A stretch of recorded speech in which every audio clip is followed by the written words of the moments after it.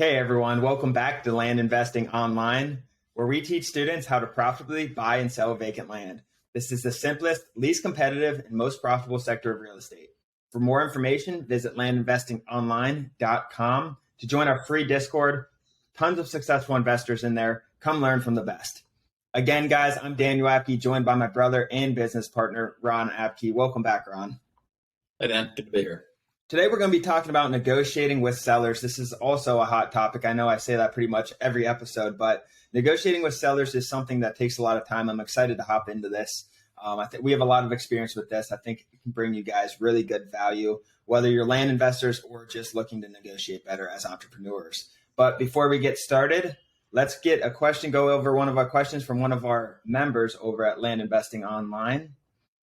They said, I feel like so many properties I get back need to go through probate.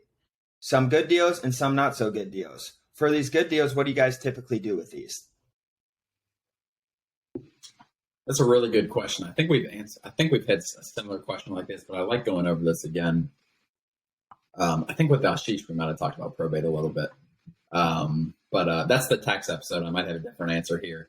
But as far as good properties that need to go through probate, one thing you need to know about probate, what probate is, it's when someone passed away that owns a piece of land in our case, and then their heirs need to gain rights to the land. They can't just sell it. In most states, you cannot just sell it because your mom owned a piece of land. Like, it needs to go through probate and get it in your name or yours and your siblings' name. So that's what probate is in the simplest of terms. Good pieces of land. I wouldn't suggest doing this your first deal or your second deal, but good pieces of land, there is value in waiting out the probate process, helping them with it. So if you have an attorney in the area that you've used before, just for closings, a lot of times they'll do probate as well. So talk to them and see the process, see the cost in it. And a lot of it's a time commitment, and you just gotta. I think you need to take into account the time, the money, and just the quality of the deal. So if it's a really good deal, you can buy for 50, sell it for 150,000 or something like that. 100% do the probate. If it's a simple probate, sometimes probates are more difficult, but it really is a deal-to-deal thing. I suggest not just throwing them in the trash, though. Really take a deep look into it if the deal is good enough. And what you can also do is kind of, because it can be really costly and time consuming to do. And then a lot of times the sellers don't always stick with you or whatever the situation is. So what you can do also is kind of refer them to an attorney and then just say, hey, we'll touch base in 3-4 months, get the process started for them, and then call them in a few months and see how that probate process is going. Because it depends state by state, obviously, and they can get very, very complex and pricey. It's attorney's time. They have to work and contact a lot of people. So it can be a lot of work. But like Ron said, the whole point of it is, if it's a great deal, try to get through them somehow. Today's topic is negotiating with sellers. Before we go into the specifics, let's talk about the type of calls we get back after sending our mail, right? So we send our mail, we price our mail, they get the offer letter offering the landowner, let's say $20,000 to buy their 5 acres of land. They get that, they're interested or not interested. They call us, right? They call our number. So there's 3 types. I broke this down into 3 different types of potential sellers. There's the types where I want to sell now for what you offered, right? So they're ready to go. They want to sell now for what we offered. Let's get the process started. Get me my money. And then there's, I don't want to sell and I'm offended. Those are just as common as the first one I mentioned. So those are the people who take pride in their land. They use it probably, whatever the case is. They're just offended you offered them so low typically. And then the third one, which we're going to be talking about in today's episode, is I want to sell, but I want more money. And that's negotiation. So they want to sell. Maybe they're in New York, the property's in Colorado, and they've never even been there. They want to sell, but they know it's worth a little more. Maybe they're just feeling it out, want to see what they can get. Those are really the 3 main types of callers we get back. Would you agree? For sure. I mean, there's other things that happen obviously, but yeah, those are the 3 most common by far. I would say 90 to 95% of our calls are fall in one of those 3 categories. Yeah, and I think when someone calls and wants more, so let's go into the negotiation stage. So maybe let's say I offered $20,000, they call back. And sometimes, so you really, I mean, this whole negotiation process is you got to feel the other person out, and it takes time and experience and a lot of failures to do that. But a lot of times they're just bluffing to see if they can get more. And that's where you really have to feel them out to say, okay, are they desperate? I always ask that in my head, like, are they desperate? Do they want out of this property now? Because if you get a sense of desperation, they just want to see, maybe offer 20,000. They want to see if they can get $5,000 more. Why not? I would do the same exact thing if I was in their position. But then you can hold your ground and you'll still get that for 20,000. So that's usually the first question I ask in my head is, are they desperate? Do they want this money now? What's indicating, how they're feeling. Maybe they're just feeling it out, seeing if they can get more, or maybe they're desperate. That's kind of how I go about it. That's my first question. Yeah, I think that's really good. And Daniel went over the three types of callers. There are types of callers in each category. So in the negotiation phase, I kind of see three people. Like, one person is asking for an outrageous amount of money. And typically those deals don't happen. Sometimes they do if they have a really special piece of land that is worth a lot more than what we offered. The other person actually really wants $5,000 or $7,000 more dollars. Let's say like Daniel's scenario, offered 20, they want 25. Like 25 is their number, they're not going below it. We think it's worth 45 or 50. Like, that's probably still a good deal. Then the third person could be asking for the same thing. Maybe we offered 20 and they're asking for 22. They're probably okay with 20,000. Daniel and I typically like to give them a little bit of a win. I'm not going to just come up to their 22 unless they are dead set on 22. If the deal is okay at that number, I want to get a win on my side, and I want them to also feel like they won and negotiated up and got me $500 more or something like that. So a lot of times, I think those three callers are very important, and you need to be able to identify which one of those they are. There are people that are, I guess you could even add a fourth one, Dan, that just says, like, give me another offer, like, give me a higher offer. And we don't really mess with them a lot, to be honest, so I don't even keep them in this. But you need to really identify which one. Is this person dead set on 25,000? And you can still negotiate a little bit, and they're going to tell you, like, no, 25,000 is my number. Are they just trying to get a little more and get a win? Or are they just asking for an outrageous number? Is there anything else I'm missing with those, Dan? No, I think that's good. I have in here the question you want to ask. So, like, breaking down the negotiation, Ron broke that down even further than I did. So the first question you should ask is it in reason? Just like Ron said, you offer 25, or 20, they want 25. Yes, that's within reason. We're selling that for 45 to 50,000 or whatever it is. But if it's not in reason, you offer 20,000, they want 80,000, and you know the area pretty well, you priced pretty well, that's a waste of time. So if it's in reason, look at the property and you can decide too, right? You don't want to waste too much time on these properties without looking at them before. I think just briefing over, if they're not within reason, you want to throw them out. Just give them your number, tell them 20,000 is the best we can do, or give them 25 or whatever it is, and then walk away. Maybe they'll call you. Maybe they're just completely bluffing, but usually those people aren't bluffing. They're just, throwing it out there. So the options are kind of from there, like Ron said. You can hold your ground at 20,000. If they want, let's say they want 25. Let's go back to that scenario. You can hold your ground at 20,000, right? You can find a middle ground, like Ron said. Give them a little win, is how he put it. I like that. So a lot of times these people calling, everyone has an ego, right? Maybe he just wants to prove to himself that he can negotiate. Let's see what we can get, right? A good old boy. That's completely fine too.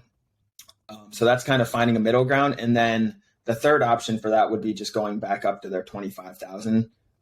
If they're dead set on that, some indication when I would do that typically is if they have a comment like, I bought this in 1999 for 24,000. I want a little bit more, or something around that. A lot of times these people bought it for what we're buying it for 30 years ago.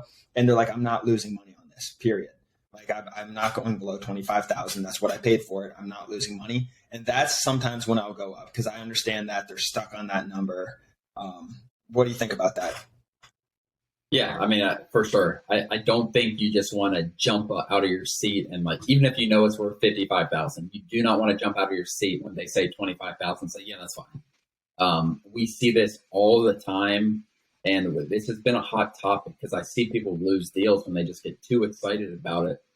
You got to play a little bit with them. Like you cannot like maybe you say, "Can I do 24? We pay for all closing costs." Even if you end up coming to that 25, you do not want to act desperate with that. I think desperation in this and negotiation in general just comes off the wrong way, and they might rethink it. And I've been talking a lot about members about this, especially newer members who kind of are just getting their first calls and they want every deal and they just want, like, if the price makes sense, like, yeah, we still want you to get the deal, but do it the right way. We have lost deals years ago when we did it like this and like the money makes sense at 25,000, let's just do it. And then they end up backing out. Like negotiate a little bit, make them feel like they're getting a little bit of win and go from there. Another thing I want to talk on is the outrageous ones. Like Daniel said, always get them a number. Also, Daniel said, if you know an area, if you do not know an area, don't just automatically assume that your pricing was on point. Go and actually look at their property on MapRate or whatever software you're using and look at the comps and make sure, like, maybe that 80,000 is more reasonable than we realize. Maybe we can do 60,000 and meet somewhere way higher. Like, look at the comps and make sure they make sense. Maybe it's commercial property. Like, don't just throw it away. Daniel's using that term, which is fine, but Daniel's also saying that do your due diligence on that property to make sure the deal doesn't make sense. And when I say due diligence, it's not calling the county and doing all this. Just look at the prices real fast.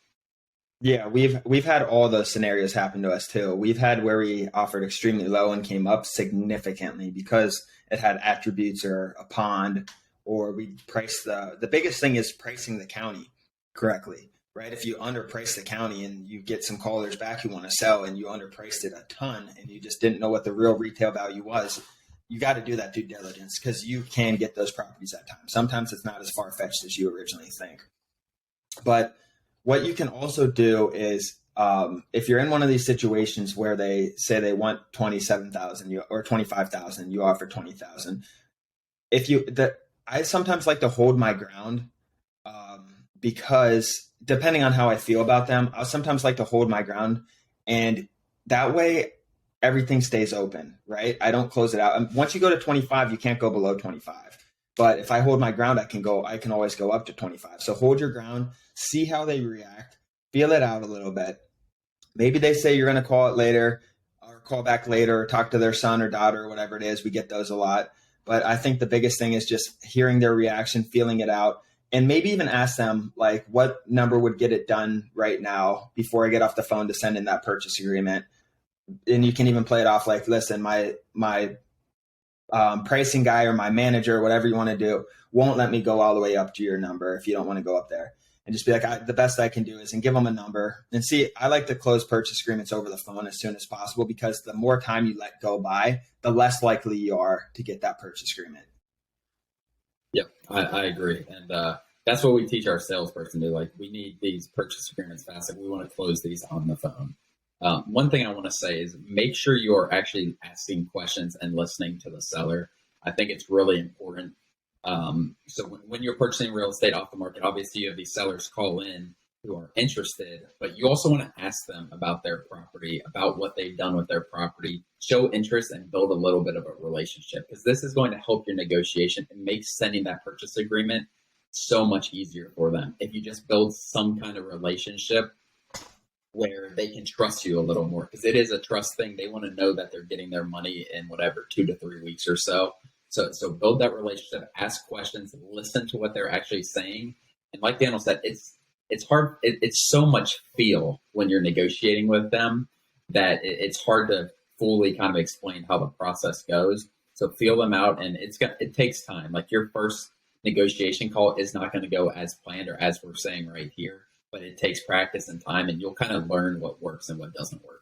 Yeah, and not only asking questions, it does build relationships, but it also, you get to learn about the property, you get to learn about their situation. Like I said, some common questions I'd start right off the bat is asking questions like, what do you use the property for? Because then they'll tell you, oh, I haven't been to that property in 27 years. I live in New York, or whatever the situation is. So you'll get to know their situation. And then you realize, okay, they're not using the property. It's pretty much worthless to them right now. You can ask them things like, even though you can see this online, like, when did you buy it and what did you buy it for? And you can get it. Like, a lot of times people will say, oh, I bought it. I saw my dream house on that land. I just never got to it or whatever. It's filling all these gaps in. The more information you have as a salesperson, the more power you're going to have. And I think asking as many questions as you can, one, they usually appreciate you actually taking the insight and listening. And so it does build that relationship. And two, you just get more and more information about the property and at your disposal. So then when you're negotiating, you can say things like, listen, you haven't been there in 27 years. I can get you your money in 2 weeks, and find a number from there. You can use those type of things with them. Don't expect that they're going to want more money than what they paid for in 2000 or 1995, because we buy properties all the time. Like, they are just trying to liquidate. So don't just realize that they bought it for something and then go up to that or go higher than that. Like, you gotta, like I said, just listen to them and go from there. Don't be surprised at any price you get with these sellers. A lot of them just want to liquidate. They don't want to pay taxes anymore. The property, like Daniel said, is pretty much worthless other than our offer. They don't want to call realtors and do all that. But I think that's really good. I think that's really helpful. I like breaking that down, Dan, into those 3 negotiation topics. What do you so I said the outrageous ones. We have the people that actually have a number they want to stick to, and then we have the people that are just trying to get a couple hundred more bucks. Like, what do you think a percentage of people within the negotiation part, like, of each one of those, if that makes sense? Like, what percent of the negotiation people are just asking for outrageous and the other two? So what percentage of the negotiation are of people who are calling in to negotiate? What percent of people are just trying to get a couple more $1,000? What percent do you think, or do you think it's 33% around? Because I'm trying to think, and I think the outrageous ones are probably closer to 50%, because they might not even have any interest really. Right. But what about those? Is that what you think? Yeah, I think outrageous was probably 50. They just want to see what they can get. Hey, let's see if they can go up to 100 grand. I'd sell this. There's a number on everything, like people say, right? So they'll throw their dream number out to get them out. I think that takes up the majority.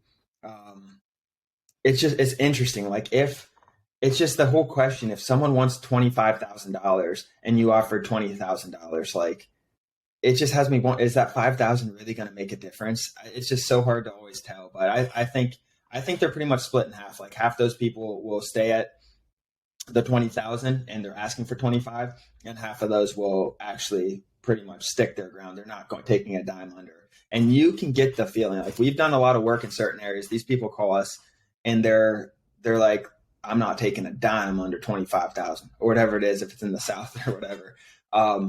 And those are real calls. Like, I hear that guy in his voice. He's being honest with me. I know he's not going to take you. Like, you just really, this whole thing, read the book. I think it's called Art of the Negotiation or Never Split the Difference. Those are 2 really good books I've read on negotiation. And it will help you a lot. I think you don't want to overthinking, but at the same time, there's a lot more on a phone call. There's a lot more that goes into a phone call than you realize, between the tone of your voice to how you're portraying it, to the questions you're asking, to how you're responding. There's just so much that goes into it. And it takes a lot of time and experience, but it's a fun thing to do because you're always learning. There's no perfect negotiator. So it's a really fun part of the business, I think. Yep. I agree. And there'll be times like we'll still read it wrong. Like, Daniel will come and tell me, like, this person wants this, but I know I can get him at this.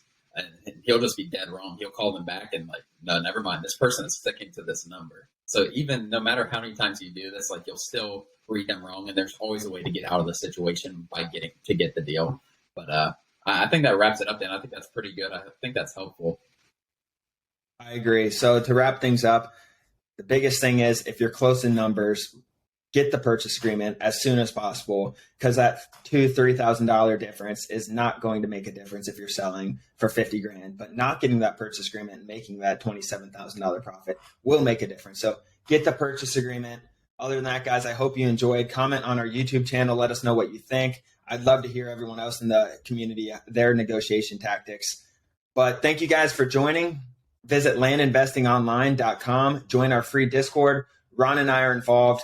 If you go to the Start Here page, we have a consultation, a free 15-minute consultation with Ron or myself. Ask any questions if you're interested in becoming a member and just want some questions to go over. It's a free consultation. Go in there, ask us anything you want related to investing. Thanks for joining, guys. See you next time. Thanks, guys.